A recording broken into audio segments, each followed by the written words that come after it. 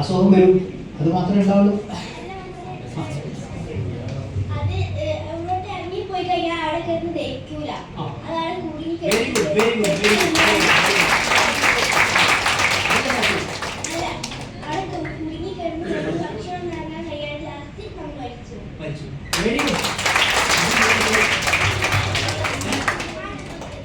Very good, very good.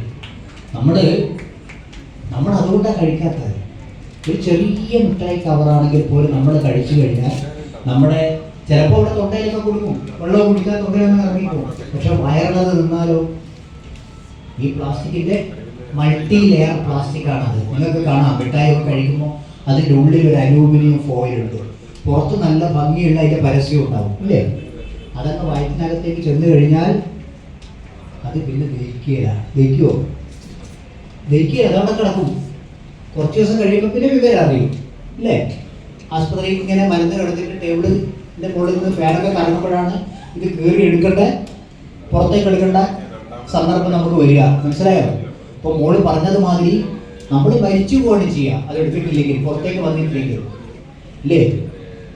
ഇതേ സംഭവമാണ്, ഇതേ അനുഭവമാണ് ഈ കടലിലുള്ള ജീവനുള്ള മത്സ്യങ്ങൾക്കും ആമകൾക്കും മറ്റ് ജീവജാലങ്ങൾക്കും സംഭവിക്കുന്നത്.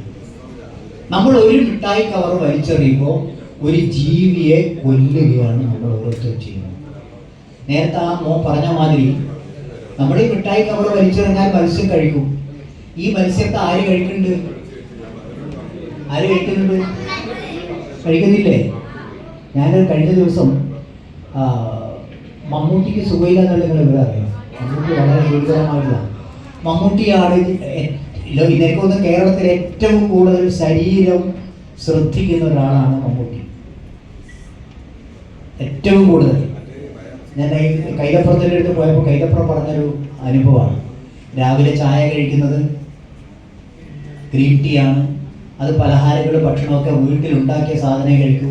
ഉച്ചക്കാണെങ്കിൽ സാധാരണ അരി ഭക്ഷണം കഴിക്കുക.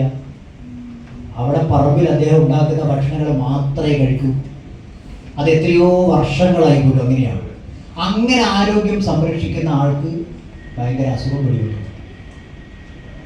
കിടപ്പിലാണ്, ആശുപത്രിയിലാണ്, വേറെ അസുഖമാണ്.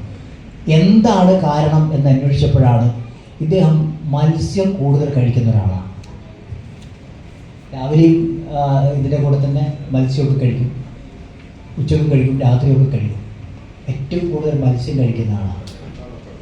നമ്മൾ അറിയേണ്ട ഒരു കാര്യം, കേരളത്തിൽ കൂടുതൽ ഡയാലിസിസ് കേന്ദ്രങ്ങൾ വർദ്ധിച്ചു വരുന്നുണ്ട്. നിങ്ങൾ ശ്രദ്ധിച്ചിട്ടുണ്ടോ അത്?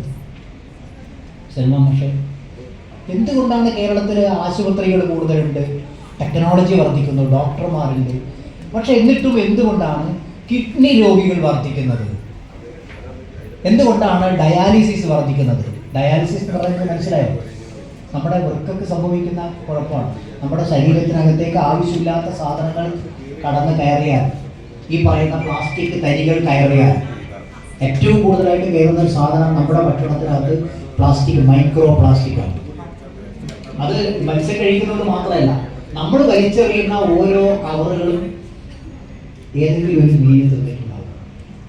പിന്നെ വലിയ മീനൊക്കെ ആണെങ്കിൽ ഒരു പ്ലാസ്റ്റിക് കവർ അങ്ങനെ തന്നെ അത് അതിൻ്റെ വയറ്റിലേക്ക് പോകും.